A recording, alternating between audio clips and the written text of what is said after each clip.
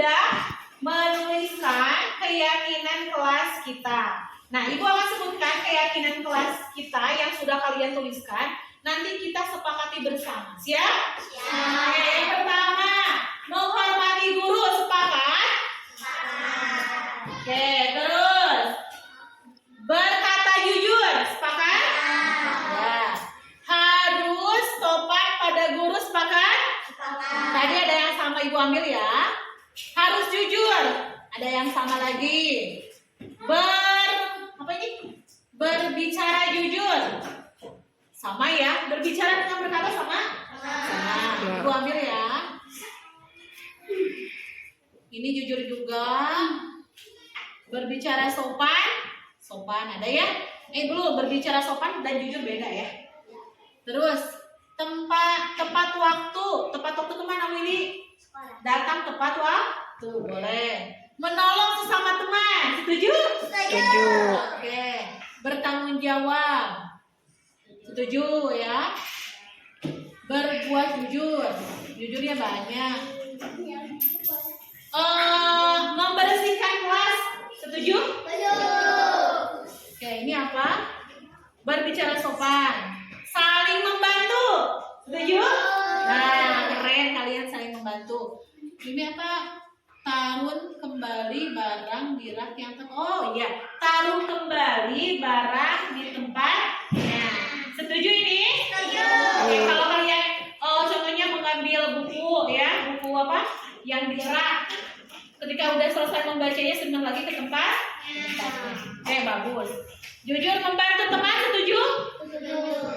Tadi ada yang membantu, saling membantu. Oke, bertanggung jawab juga ada. Jujur juga ada, sopan santun, harus menjaga lingkungan sekolah. Sepakat? Oke, anak-anak, berarti keyakinan kelas 3C yang sudah kita sepakati ada berapa? Coba hitung. 1, 2, 3, 4, 5, 6, 7, 8, 9, 10, 11. Wah, Masya Allah banyak ya. Nah, ini keyakinan kelas ini harus kita sepakati bersama. Udah sepakat semuanya? Dan keyakinan kelas ini harus benar-benar diyakini bersama ya. Tidak boleh saling menyalahkan. Kita harus yakin dengan kelas ini supaya kelasnya ini dan keyakinan kelas ini harus benar-benar diyakini bersama ya. Tidak boleh saling menyalahkan. Kita harus yakin dengan kelas ini supaya kelasnya ini berjalan dengan baik, selalu positif ya. Dan kelas ini akan semakin kompak kerjasamanya. Siap? Siap. Berarti ini ya, ada sopan santun, tanggung jawab, berbicara sopan, berbicara jujur, membantu teman, apalagi menyimpan barang pada tempatnya. Datang tepat waktu, terus tadi saling membantu ya. Itu aja mungkin ya dari Bu Siri. Mudah-mudahan keyakinan kelas yang sudah kita sepakati bersama berjalan dengan lancar. Semoga kelas 3C semakin kompak, semakin banyak hal positifnya, semakin keren semuanya ya. Oke, terima kasih semuanya. Assalamualaikum warahmatullahi wabarakatuh. Waalaikumsalam.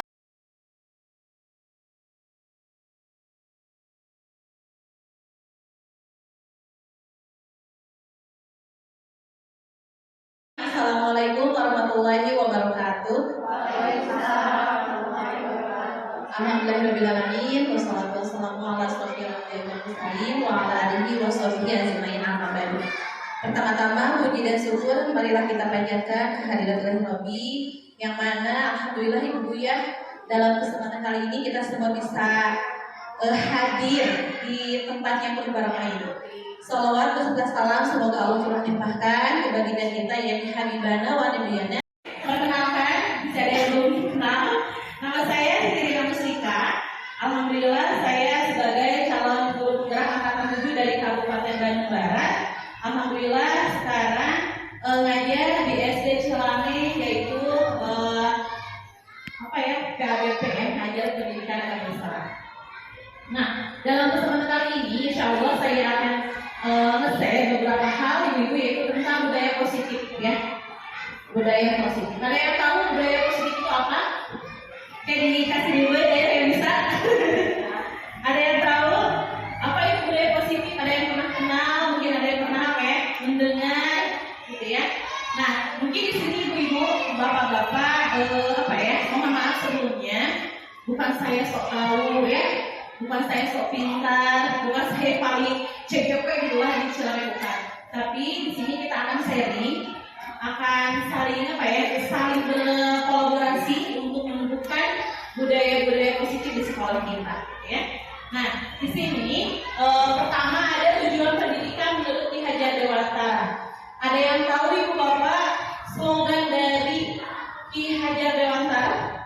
Ibu tahu? Nah, benar. Ikarso bangun. Nah, itu adalah tuturi ada yang ini. Nah, menurut Ki Hajar Dewantara, tujuan pendidikan adalah menuntun, ya.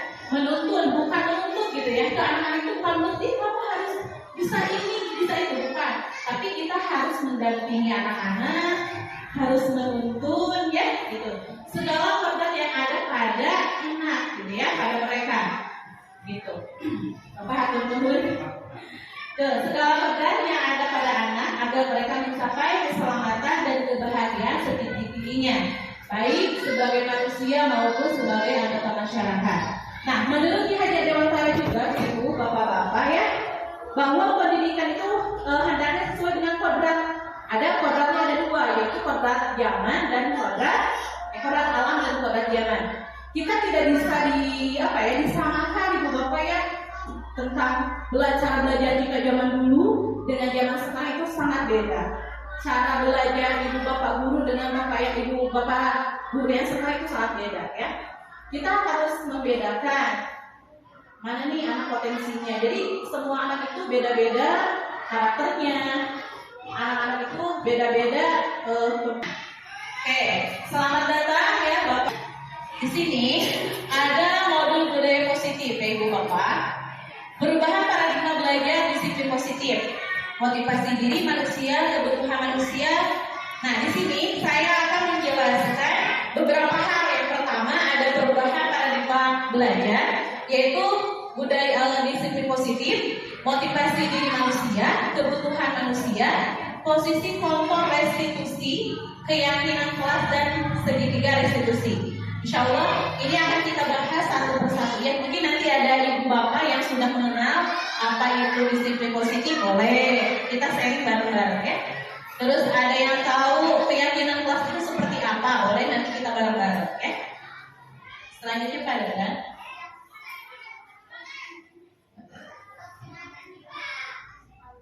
Nah, pembelajaran dengan paradigma baru.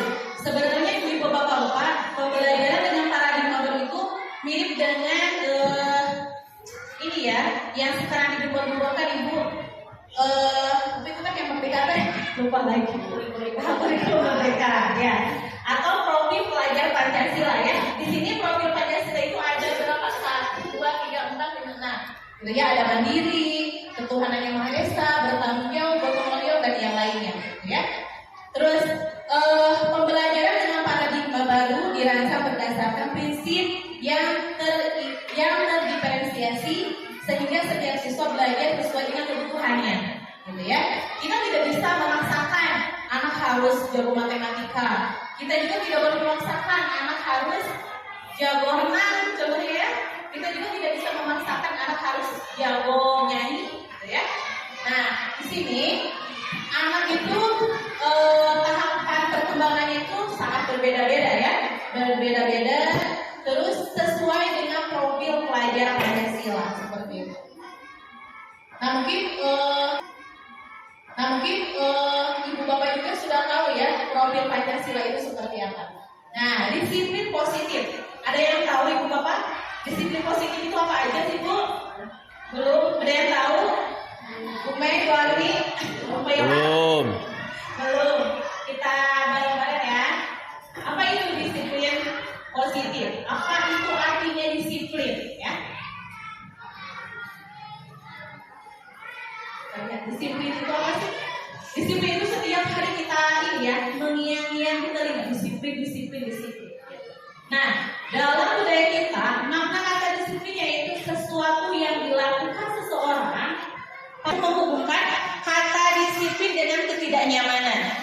Oke, anak-anak disiplin harus belajar ya. Kamu harus ini. Nah itu teh ada beberapa ibu ya, ibu-ibu untuk mencerdaskan anak bangsa itu, masya Allah banyak sekali tantangan, banyak sekali yang harus kita yang harus kita dampingi ke anak-anak itu sebagai guru yang sebenarnya itu seperti apa? Ya saya belajar ibu bapak. Oh gini kan uang biasa jadi guru ya. Padahal ya Allah masih nol gitu menurut saya ya. Jauh dari kata guru. Oh, ternyata kita itu harus benar-benar mengabdi kepada anak itu seperti apa. Oh ternyata gini ketika di kelas kita kayak udah jadi guru gitu ya. Seperti saya udah jadi guru nih seperti padahal itu ibu masih banyak di dalam saya ya, khususnya kekurangan saya sebagai guru gitu. Ya, kita akan lihat lagi disiplin itu yang sebenarnya seperti apa ya. Nah, di sini Bapak Ki Haji Ardewantara juga menyatakan bahwa di mana ada kemerdekaan, disitulah harus ada disiplin yang kuat ya. Disiplin berarti setia sama jana. Yaitu kita sendiri ya yang mewajibkan kita dengan sekeras-kerasnya. Tetapi itu sama saja, sebab jika kita tidak cakap melakukan disiplin, wajiblah penguasaan lain mendisiplinkan kita. Nah, mungkin sebagai guru ya, saya sebagai guru, terutama bagi saya, sebelum ke anak-anak mungkin ya, kita dulu yang disiplinnya. Jadi masalah terberat itu bukan di diri orang lain gitu, tapi di diri kita sendiri. Gimana nih caranya disiplin kita tepat waktu ke sekolah? Gimana sih disiplin namanya guru digugu dan ditiru ya ibu bapak ya, pasti udah tahu. Anak-anak juga pasti cenderung melihat kita, udah sebapan oke punten ya, ke kelasnya juga terlambat, ya udah nggak apa-apa, nanti juga bakal ke kelas. Nah itu jadi disiplin di situ itu rada harus ditekankan kepada diri kita dulu gitu. Nah kalau udah di diri kita, baru anak-anak juga akan melihat, oh si ibu ini mah disiplin, ke kelasnya juga tepat waktu contohnya, atau mengerjakan segala sesuatunya juga tepat waktu. Insya Allah anak-anak juga akan melihat gurunya ya ibu bapak gitu. Selanjutnya masih dengan budaya positif. Nah ini ya, sebagai pendidik tujuan kita adalah menciptakan murid yang merdeka, tapi ada syaratnya. Syarat utamanya adalah disiplin diri. Coba ibu bapak udah disiplin belum? Coba ya. Tapi makna disiplin kita luas ya. Tidak hanya kita mengontrol ke kelas belajar dengan anak-anak, tidak hanya tepat waktu, tapi disiplin itu sangat luas ya disiplin. Nah, ketika disiplin dari diri hingga mereka berperilaku sesuai dengan nilai-nilai kebajikan dan memiliki motivasi intrinsik. Karena kan motivasi itu ada dua ya, ada motivasi intrinsik, ada motivasi ekstrinsik. Ya, kalau motivasi intrinsik mah pasti ya di dalamnya ya, pasti di gurunya, itu di dalamnya pasti insya Allah ketika kedisiplinan itu tumbuh di dalam diri kita, insya Allah semua juga ketika kita belajar ke anak-anak kan merasa merdeka gitu ya. Terus merupakan salah satu cara penerapan disiplin yang bertujuan untuk menumbuhkan kesadaran serta memberdayakan anak untuk melakukan sesuatu tanpa sogokan, ancaman atau hukuman gitu ya. Jadi ibu bapak ya, ketika anak-anak kalau kamu tidak mengerjakan PR contohnya ya, nanti harus tulis berapa lembar gitu ya. Nah itu merupakan ancaman ya ibu bapak, itu tidak boleh kita lakukan. Nah sebagai manusia, kita sebagai guru, anak-anak juga sebagai murid ya, mempunyai kebutuhan dasar manusia. Yang pertama pastilah bertahan hidup ya ibu bapak, dimanapun mau kita mau anak-anak, semua manusia itu harus bertahan hidup ya, kebutuhannya itu. Yang kedua penguasaan, yang ketiga kasih sayang dan rasa diterima. Dimana ketika saya juga ya beberapa kelas ngajar, ketika ada anak yang belum paham dengan materi yang saya kasih, tapi anak-anak itu cerdas di yang lain. Contohnya, Bu, aku belum bisa. Ketika kemarin saya di kelas 3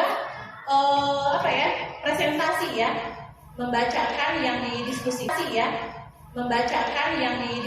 tapi anak yang ada yang bilang, Bu, aku belum bisa baca. Gak apa-apa, gak bisa baca juga, jangan dipaksakan. Nanti kamu ada individual dengan sini. Contohnya, anak itu kasih tantangan atau apa ya, Bu? Halo? Ada? Gitu ya. Jadi ketika anak diterima, ya, kasih sayang dan rasa diterima sebagai guru. Barangkali tidak. Model Lutut sedang mencari perangkat. Kena tindakan. Itu ya, Ibu Bapak. Jadi ketika ada anak yang, Bu, aku belum bisa baca, nggak bisa belum pede untuk ke depan, udah nggak apa-apa, jangan dipaksakan. Nah, di lain itu, saya ke anak-anak itu ngasih individual, tapi individual itu harus sama dengan apa? Dengan yang ditampilkan tadi. Contohnya, ya udah, kalau kamu belum bisa presentasi di depan, nggak apa-apa, presentasi dekat ibu aja di depan. Atau kita berdua gitu, Bu ya. So, kamu bisanya apa? Kalau belum bisa menguasai materinya, tanyakan kepada anak-anak. Contohnya, kalau di PAI tentang surat pendek, mungkin anak-anak bisa nggak sih, percaya diri nggak sih ketika anak-anak satu orang berhadapan dengan gurunya gitu ya, untuk supaya melatih kepercayaan dirinya. Nah, dari situ, selain anak-anak belum bisa mempresentasikan ke depan, insya Allah anak tersebut juga tidak akan malu ya, dan merasa diterima. Oh, aku masih bisa diterima nih sama ibu gurunya, contohnya pada saya ya, masih bisa diterima dan nggak apa-apa, tidak bisa presentasi di depan juga karena ada yang lain gitu ya. Terus kebebasan, kasihlah kita sebagai guru, anak-anak juga sebagai manusia ya, sebagai murid, kasih kebebasan ya. Yang kedua, kesenangan. Yuk kita berbaur dengan anak-anak, kita harus berbaur dan melihat kondisi anaknya, ibu-ibu, bapak-bapak ya.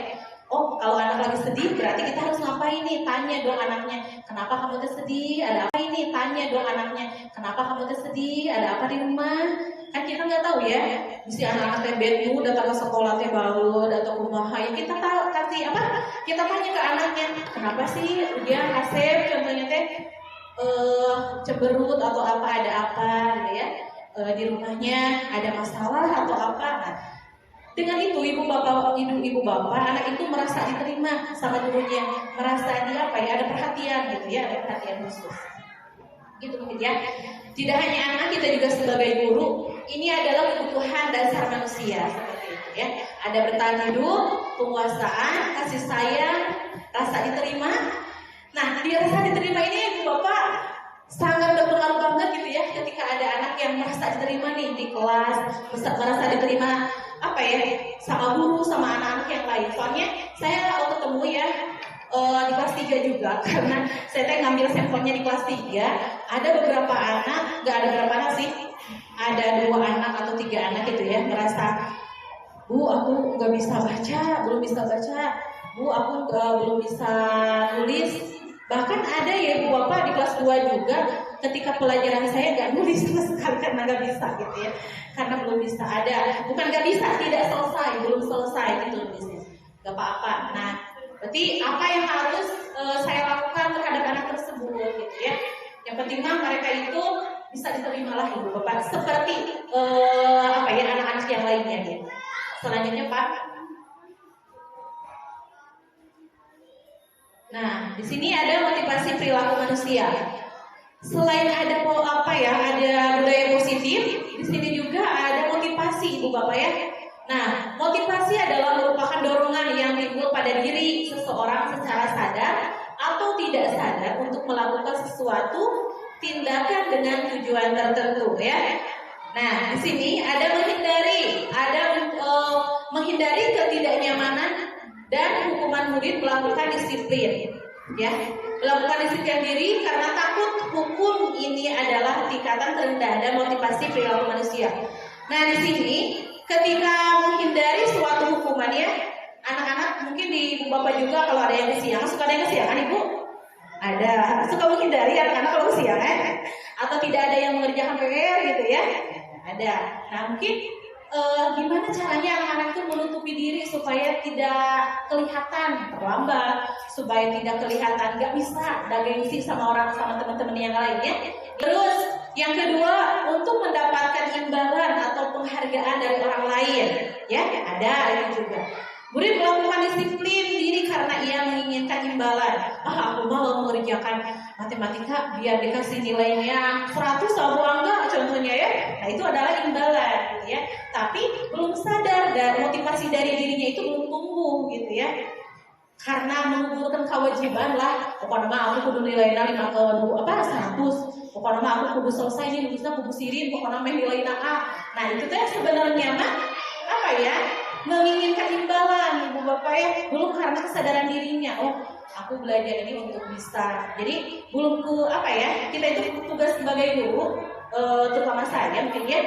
Jadi tumbuh dari kesadaran dirinya nih adalah PR bagi guru. Gimana sih anak-anaknya supaya tumbuh dalam dirinya itu untuk belajar, bukan hanya imbalan dari seorang guru akan nilai gitu ya. Jadi harus dimotivasi ya. Kita itu sebagai guru harus mendorong atau motivasi anak-anak. Tidak hanya harus mendapatkan nilai 100, tidak hanya harus menyelesaikan tulisan beberapa paragraf gitu ya, tapi harus menjadi ada motivasinya untuk belajar gitu.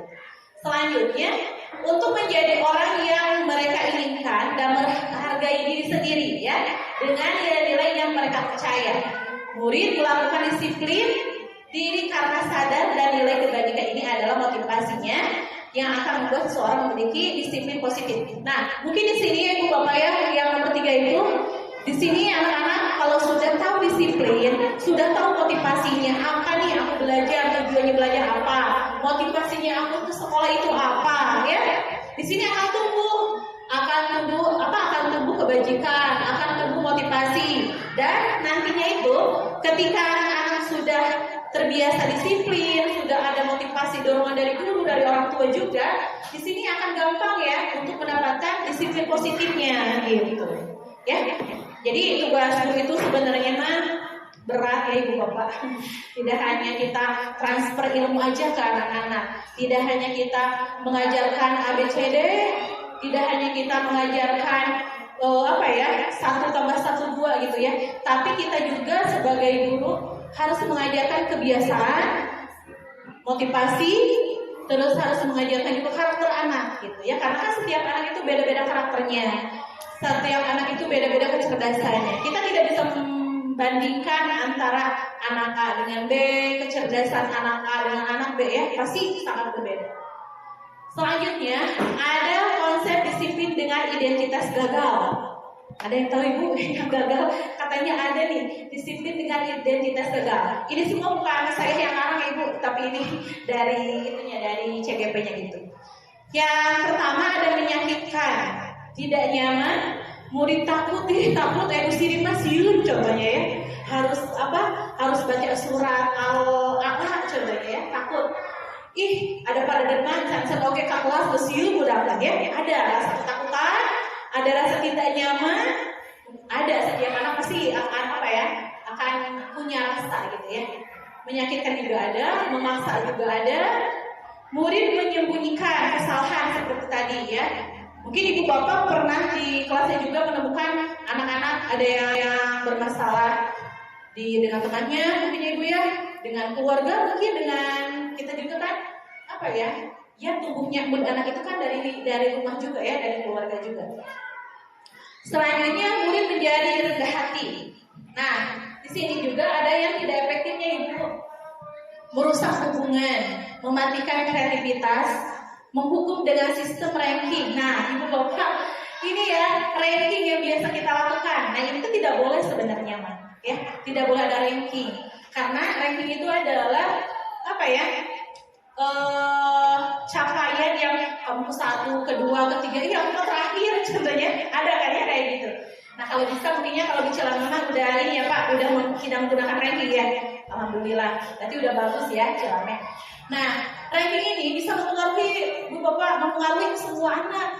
kamu mah pastilah langganan mah da si eta wae ranking kahiji ge, si eta wae ranking 2, aku mah baru. Berarti jadi ranking ge da langganan ranking. Nah, maka ada gitu ya. Nah, kenapa ini tidak boleh, ini harus dihapuskan? Ini bisa mematikan kreativitas anak-anak ibu bapak.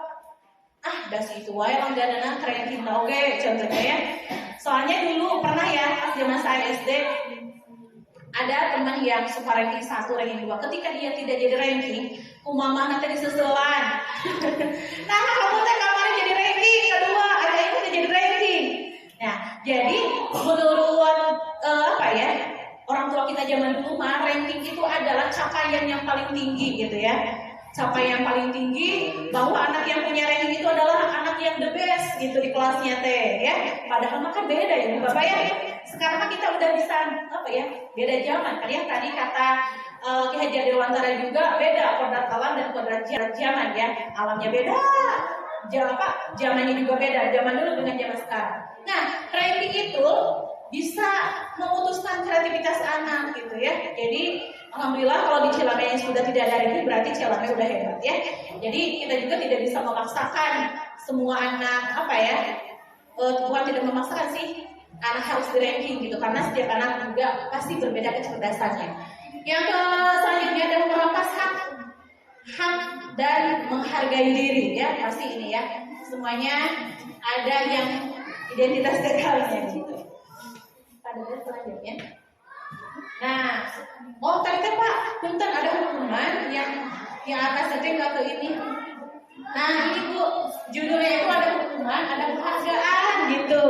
Kalau hukuman kan pasti menyakitkan ya, yang tadi yang tidak nyaman, gurunya takut, memaksa gitu ya. Kalau penghargaan ini, tapi penghargaan ini juga harus kutipan ya. Ada beberapa penghargaan yang tidak yang merampas atau mengurangi motivasi anak seperti itu. Dan selanjutnya.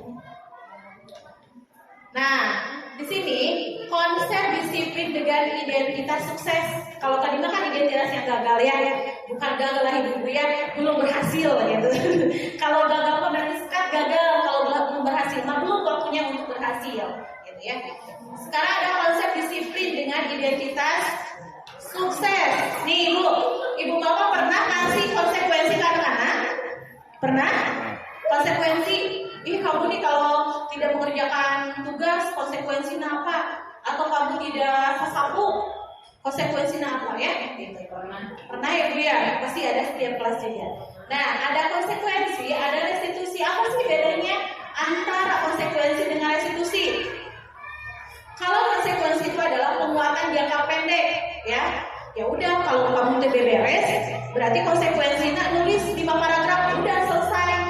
Berarti itu konsekuensi ya. Itu jangka panjang, jangka pendek, ya udah putus. Berarti kalau tidak mengerjakan PR, kamu contohnya nggak bisa WC, itu udah. Kalau udah selesai ya udah selesai ya. Terus perlu monitoring. Nah, monitoring kan harus terus dilihat ya, anak-anak perkembangannya dari contohnya dari terlambat jadi tidak, harus terus dimonitoring ya. Terus berkelanjutan stimulus respon. Nah ini kalau stimulus mah ya setiap hari juga atau setiap saat kita harus stimulus ke anak-anak ya. Murid mematuhi peraturan. Biasanya kalau di kelas saya ada aturan, aku mau ikutan aturan kelas aja. Tapi di aturan itu motivasi di dalam dirinya belum tumbuh, hanya kamu kewajiban gitu Bu ya. Kehilangan waktu untuk merenungi kesalahan. Nah, Ibu, kalau restitusi itu bedanya di sini. Restitusi itu adalah murid bertanggung jawab untuk perilakunya. Kalau restitusi itu gitu ya, jadi ada kesepakatan dulu antara guru dengan murid ya. Terus fokus pada pemecahan masalah jangka panjang. Kalau ada anak yang melakukan kesalahan, kita itu jangan fokus ke masalahnya, tapi kita fokus ke pemecahan masalahnya. Kunaon kamu teh ngerjakeun PR, aya naon di rumah, atau bermasalah dengan orang tua, atau nanti tidurna terlalu malam, atau emang terbiasa ngerjakeun PR, aya naon masalahnya di dieu teh ya. Ini jangka panjang di sini. Kamu tengah ngerjakeun PR, apakah teu ngartos PR-na atau pakai orang tua untuk digerakkan di rumah atau nanti ketiduran. Nah, di sini ya Ibu Bapak. Selanjutnya, murid menghormati dirinya dan orang lain. Di sini ada teori kontrol. Teori kontrol itu adalah dirinya memegang kontrol. Harus gimana nih? Kalau aku tidak mengerjakan tugas, apa yang harus aku lakukan? Ya, harus bertanggung jawab. Di sini yang pertama di restitusi. Ya. Terus murid bersemangat memperbaiki kesalahan. Nah, ketika ada anak yang bermasalah, Ibu Bapak, kita jangan terus ke masalahnya, tapi kita harus memperbaiki kesalahannya supaya anak-anak ini bisa kumpul lagi nanti sama teman-temannya atau kembali lagi ke asalnya gitu. Itu adalah restitusi. Jadi kita jangan menyalahkan anak. Oh, berenang si anak iya terbiasa masak deh, yuk kelas lompat. Nah, sih masalah nangisi, ya Ibu Bapak, di rumahnya mungkin ada keturunan yang buta huruf, nah, sih udah dileskan, udah tiap hari dibecek di kelas, udah dileskan, tapi udah tiap sama-sama. Berarti tugas kita sebagai guru apa nih? Ya, visi di rumahnya orang tua yang keturunan tidak baca bisul, ayatnya Pak. Ya, jadi harus dilihat juga ya, jangan menyalahkan. Harus terus ya. Perangkat dihidupkan. Model Bluetooth sedang mencari perangkat. Halo, ada belajar dari silakan. Nah, selanjutnya pendekatan restitusi, Ibu-ibu, Bapak-bapak, restitusi yang tadi itu apa? Restitusi adalah proses menciptakan kondisi bagi murid untuk memperbaiki kesalahan mereka sehingga mereka bisa kembali pada kelompok mereka dengan karakter yang lebih kuat. Kalau anak punya kesalahan, kita harus gali masalahnya apa, ya, kenapa alasannya, jangan langsung menyalahkan ke anak ya, gitu. Biar apa? Biar anak kembali lagi ke kelompok mereka dan lebih kuat, gitu ya. Ciri-ciri restitusi, yang pertama, bukan menerus kesalahan. Kalau ada anak melanggar kesalahan, tong disalahkan ya Bu, tong langsung disalahkan. Terus memperbaiki hubungan, tawaran bukan paksaan, menuntut untuk melihat ke dalam diri, mencari kebutuhan dasar yang mendasari tindakan, fokus pada karakter bukan tindakan. Ya, ini adalah bedanya konsekuensi dengan restitusi, Ibu Bapak ya. Ini adalah restitusi yang harus kita pahami, yang harus kita tahu. Selanjutnya Pak. Selanjutnya ini 5 posisi kontrol restitusi. Kadang Bu Angga lepat ya, Bu Angga kada pilih lepatnya banget. Kontrol, ya.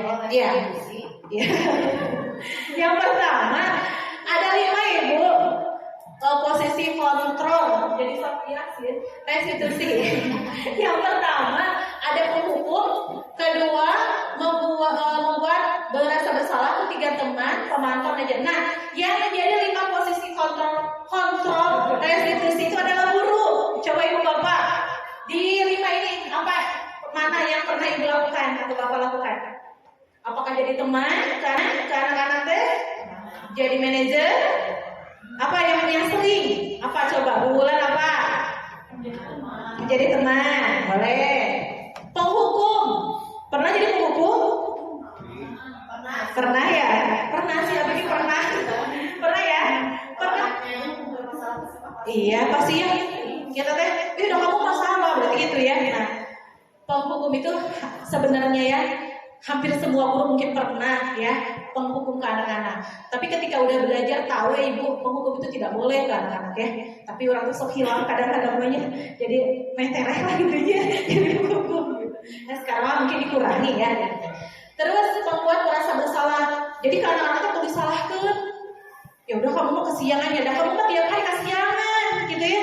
Jadi kesiangan mau ya kan tiap hari, sok kayak gitu. Tong nyalahkan.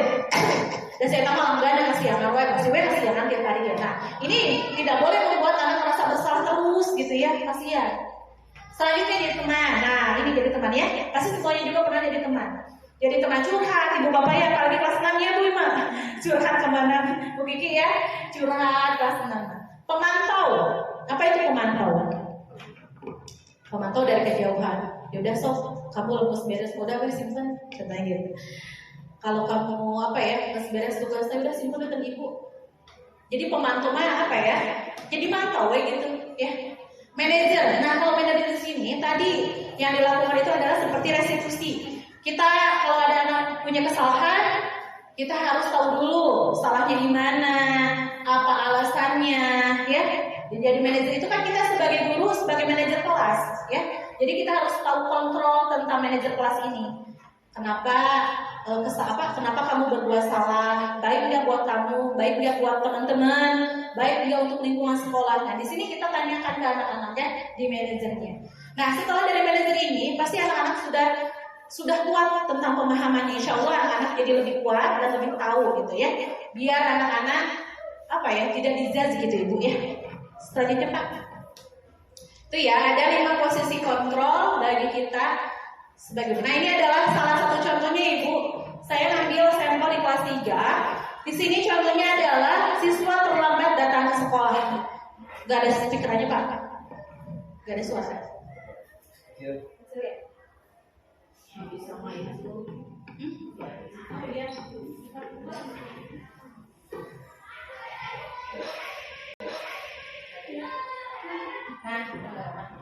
Nah ini adalah seorang siswa kelas 3. Saya mempraktekkan 5 posisi kontrol itu ya. Apakah saya jadi manajer atau menghukum anak yang terlambat sekolah atau jadi teman gitu ya. Nah di sini saya membuat ini ya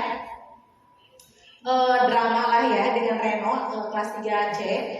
Reno itu kesiangan kelas. Tapi kesiangannya itu tidak hanya sekali Ibu Bapak, tiga kali ya. Nah, kalau 3 kali kesiangan kita panggil gitu ya. Tapi di sini juga kita tidak boleh menyalahkan Renonya ya. Tidak boleh menyalahkan. Bisi Reno itu ada alasan tertentu kenapa sih Reno itu kesiangan terus, padahal kesiangan itu udah 3 kali gitu ya berturut-turut. Kita cari tahu dulu alasannya, kenapa Reno kesiangan. Terus ada alasan tertentu lah kenapa mereka itu kesiangan ya. Jadi kita tidak boleh ngejar anak itu kesiangan, harus ada manajernya gitu ya. Kita sebagai guru harus menjadi manajer, boleh menjadi teman. Kalau saya tadi di sini sebagai manajer ya, yang itu juga sebagai manajer. Nah, di sini ya 5 posisi kontrol yang isinya adalah teman, ada penghukum, ada pembuat merasa bersalah, pemantau dan manajer. Tapi saya yakin lah guru-guru Cilamema semuanya insya Allah menjadi manajer, menjadi teman, ya. Penghukum. Terus membuat merasa bersalah kayak nama lain, penghukum juga. Mudah-mudahan tidak ada lagi. Kalau penghukum saya juga pernah Ibu Bapak ya, menghukum ke anak terus dan menyalahkan ke anak ya. Tapi ketika udah tahu dan belajar di CGP, alhamdulillah sudah bisa melaksanakan diterapkan di kelas itu ya. Mana itu manajer, mana itu pemantau, mana itu teman. Nah, kalau jadi teman, ya sudahlah kali ini tidak apa-apa, silahkan duduk gitu kalau ada masalah ya. Kalau pemantau, seperti tadi yang saya katakan, pokoknya itu hanya peraturannya apa nih? Tahu kan kamu aturan di kelas apa? Gitu paling ya. Apa yang telah kamu lakukan nih tadi kesiangan? Terus sanksi atau konsekuensinya apa kalau kesiangan? Nah, itu pemantau. Nah di sini beda dengan manajer ya. Kalau manajer mah, apakah kamu mengetahui kesalahanmu apa? Bagaimana kamu akan memperbaiki masalah ini? Jadi harus diperbaiki masalahnya, bukan hanya ditanya ya, tapi harus tuntas. Gitu. Dan selanjutnya, selanjutnya ada keyakinan kelas. Ibu Bapak, ada yang tahu keyakinan kelas? Mengapa keyakinan kelas bukan peraturan kelas? Tapi Ibu Bapak keseringannya di kelas itu membuat apa? Peraturan kelas atau keyakinan kelas? Peraturan kelas ya. Bedanya apa Ibu Bapak peraturan kelas dan keyakinan kelas? Ada yang tahu? Bu Api? Ada yang tahu keyakinan kelas dan peraturan kelas? Coba. Nah, sama sih Ibu ya, sama tadi yang kata Bu Api, mirip-mirip ya keyakinan kelas dan peraturan kelas itu. Mirip. Kalau peraturan itu biasanya dibikin oleh guru. Iya betul Bapak. Keyakinan dibikin oleh murid bersama-sama ya. Itu Bapak atur nuhun Bu Api dan Bapak. Gitu ya. Jadi keyakinan kelas dan aturan kelas itu, tapi keseringannya kita itu aturannya apa ya? Ya. Aturan kelas di kelas teh. Nah, sekarang kita ubah ibu-ibu yuk, kita ubah bareng-bareng. Jangan aturan kelas bahasanya, tapi keyakinan kelas. Di mana keyakinan kelas itu kita diskusi dengan anak-anak. Nih, sekarang tahun pertama sekolah. Apa yang harus kita lakukan di kelas? Kita diskusikan dengan anak-anak, ya. Kita tuliskan hal positif. Tidak boleh ada yang negatif. Contohnya, tidak boleh membuang sampah sembarangan. Itu negatif ya Ibu Bapak ya. Tidak boleh, itu kan negatif. Harusnya apa? Buanglah sampah ke tempatnya. Nah, di sini saya masih ngambil sampel di kelas 3 ya. Ada ya? Nah, sini yang membuat keyakinan kelas di kelas 3C.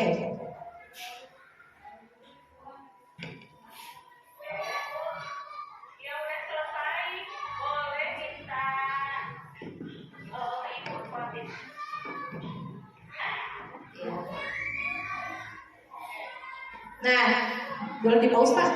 Nah, Ibu Bapak, keyakinan kelas itu tadi yang disebutkan sama Bapak Kepala Sekolah dan Bu Alfi, benar ya, bedanya hanya sedikit.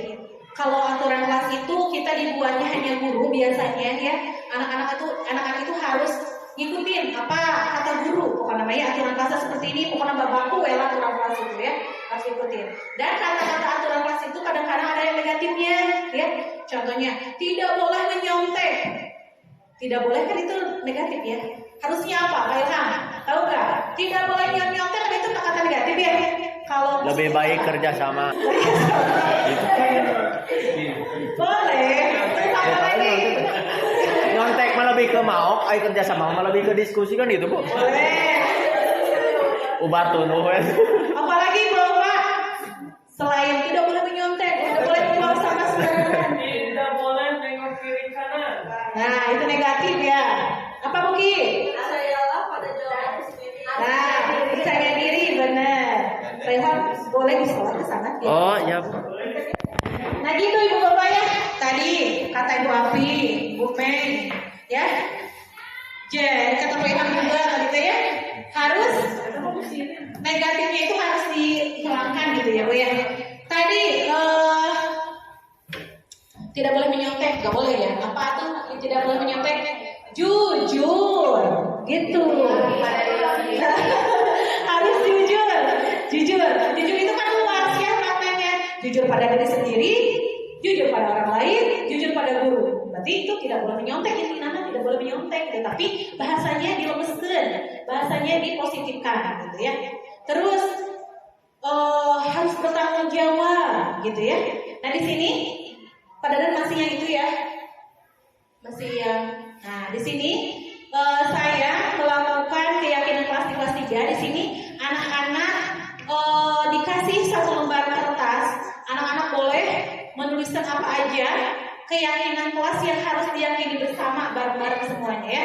Nah di sini ada 8 keyakinan yang sudah anak-anak buat atau sudah anak-anak tulis ya. Di sini ada bertanggung jawab, ada jujur, ya, ada buang sampah pada tempatnya, tidak boleh menyakiti, contohnya atau apa ya, tidak boleh kan bahasanya ada kurang ini kurang baik ya.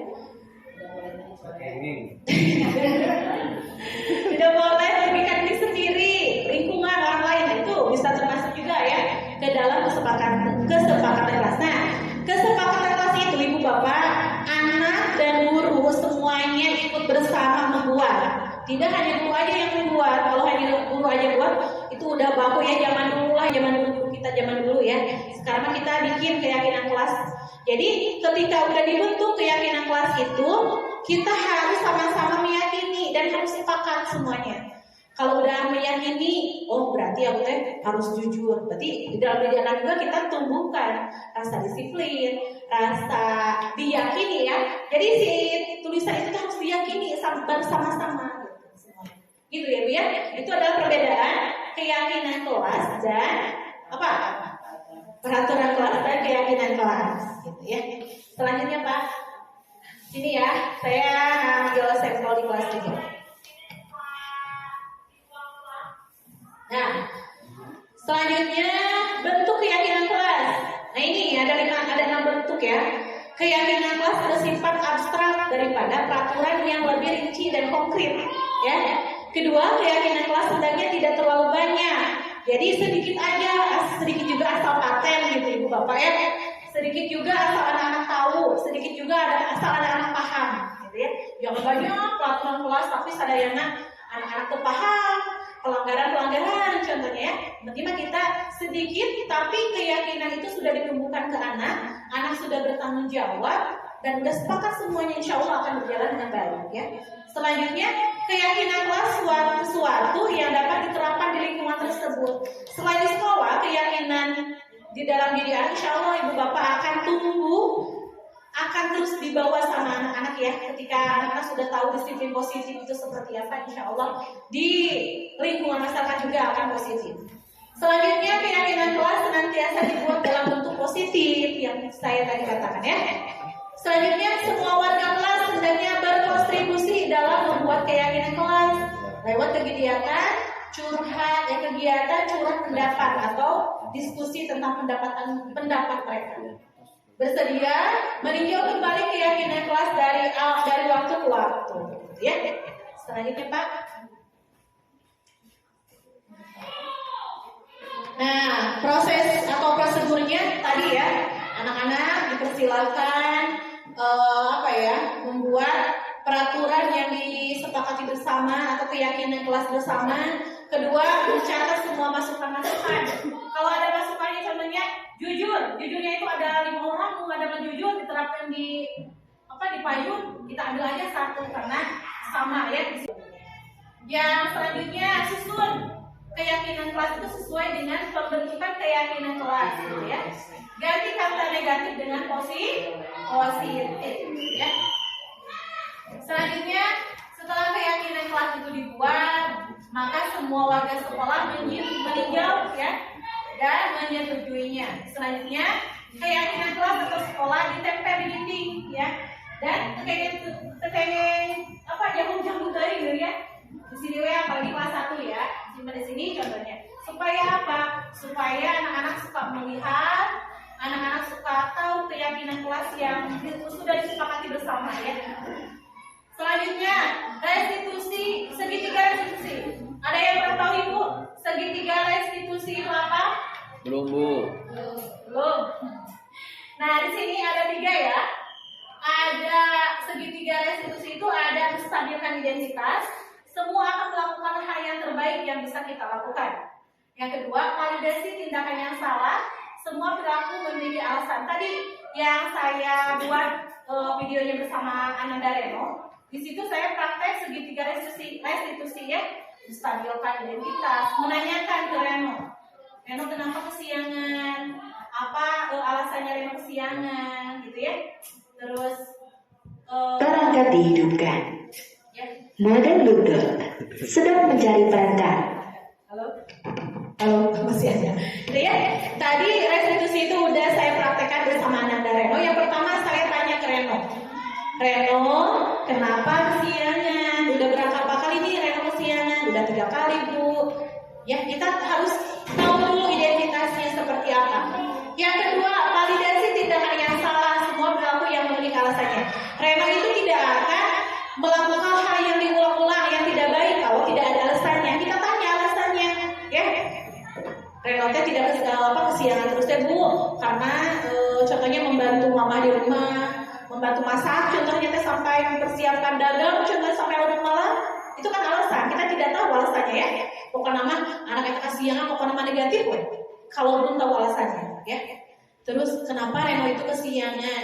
Bu, Abi main lato-lato, Abi kamu nah itu harus kita lanjut. Sudah tahu identitasnya, sudah tahu alasannya. Kita di sini harus meyakinkan ya, meyakinkan anak, kasih motivasi ke anaknya. Ya udah, Ibu tahu kok Reno itu kesiangan tapi ada alasannya. Reno udah paparkan alasannya seperti apa dan masuk ke akal kita ya.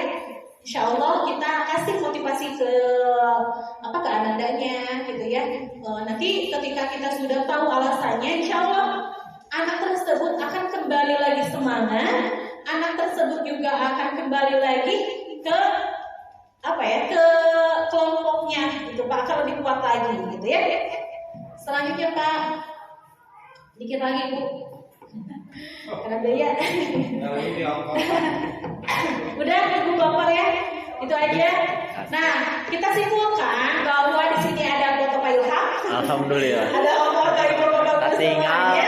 kasep. Makasih. Nah ya, seluruh makasih lagi di 2, 3, 4, 5 di depannya. Nah, dalam penerapan program disiplin positif, hendaknya guru memiliki standar kepribadian ya Bu Bapak ya. Karena guru itu adalah digugu dan ditiru. Pokoknya mah guru mah di awal nganggo acup na kumaha, nganggo lipstik na kumaha, tudungna pasti ditinggal kumurah kali teh. Stop Ibu Bapak. Ini Bu Tia mah ngangge pasmina contohna teh. Bu, nah biasa naon teh aya tudungna teh segitiga aya ngangge tudung pasmina, pasti ada anaknya Bu ya. Nanya gitu. Pokoknya mah dari ujung rambut sampai ujung kepala dilihat sama anak-anaknya Bu. Apalagi kepribadian kita ya, dilihat banget. Profesional Ibu Bapak. Nah, kalau profesional samilah sadaya lagi lebih diajar ya, termasuk Abi. Sami menuju belajar profesional. Gimana sih? Apa hak dan kewajiban seorang guru itu seperti apa? Tidak hanya mentransfer ilmu ke anak-anak udah, bukan nama cukup kan datang ke sekolah bisa baca bisa minum tuntas enggak. Tapi banyak sekali keprofesionalan guru ya sebagai pendidik gitu ya. Kita sama-sama belajar. Selanjutnya dan sosial yang baik. Dimanapun guru di mana guru mau mampu berefleksi Bapak guru ya pada posisi kontrolnya. Saat ini bagaimana perjalanan dirinya sebagai seorang among? Ibu Bapak tahu nggak among? Among apa? Manajer bisa. Among itu sebagai manajer, sebagai tapi menuntun ya. Ayo tuntun anak teh, dibimbing bareng-bareng gitu ya. Tidak berarti kamu bukan apa? Kudu bisa nyanyi, kamu mau kudu bisa renang, kamu kudu bisa matematika enggak. Kita harus menuntun anak-anak ya, bukan menuntut ya. Menuntun. Terus yang menentukan murid-murid menjadi insan dan mandiri, merdeka dan bertanggung jawab. Ini adalah standar pendidikan nasional Ibu Bapak ya. Jadi menjadi seorang guru itu adalah apa ya? Yang mulia ya Bu. Tidak apa ya? Pekerjaan yang sangat mulia, pekerjaan yang sangat lillah pokoknya. Apalagi guru SD ya Bu, dari mulai dasar sampai nanti mereka sukses. Gimana dasarnya dulu? Berarti kita dari dasarnya nih membentuk apa ya? Membentuk sikap, membentuk karakter anak ya Bu dari SD gitu ya. Insya Allah. Itu aja mungkin Ibu Bapak Bu Guru semuanya yang bisa saya dapat sampaikan. Mungkin ada yang ditanyakan? Mudah-mudahan tidak ada. Tidak ada Bu. Tidak ada ya. Terima kasih pokoknya untuk semua Ibu Bapak Guru yang sudah hadir, sudah menyempatkan waktunya, sudah sampai jam 1. Karena hatur nuhun sadayana, mudah-mudahan apa yang kita lakukan menjadi ibadah. Amin. Amin. Semoga kita bersama-sama berkontribusi untuk kemajuan sekolah tercinta kita SD Cilame ya. Semoga menjadi sekolah yang selalu positif dimanapun kapanpun ya. Itu aja mungkin Ibu